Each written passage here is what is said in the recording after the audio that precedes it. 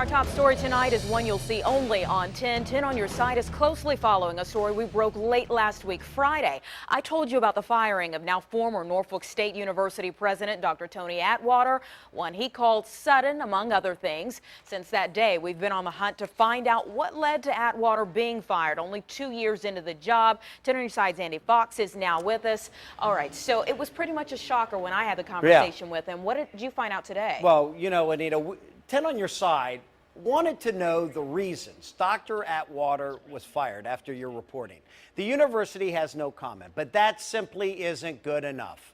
So we went to Suffolk Delegate Chris Jones. He knew Atwater was gone last Wednesday. Delegate Jones serves on the House Subcommittee on Higher Education. He is a member on the Joint Legislative Audit and Review Committee. He is also a budget conferee that determines where the money goes to support schools. He knew all about Atwater leaving and told us so today. To show you how out of touch Norfolk State University President Dr. Tony Atwater really was, he said this to us after he was fired. My termination was sudden, unexpected, and disappointing. Unexpected? Delegate Chris Jones wasn't surprised at all.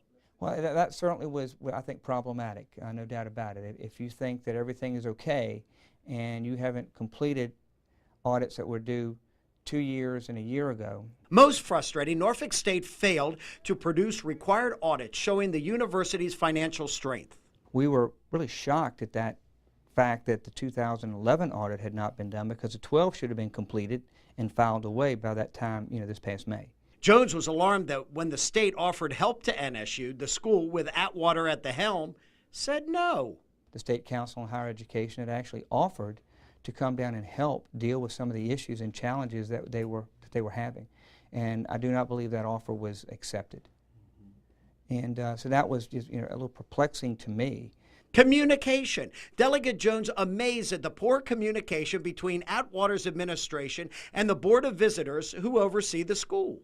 I was shocked to find out that the Board of Visitors did not hear about the nursing program issues or troubles from the administration.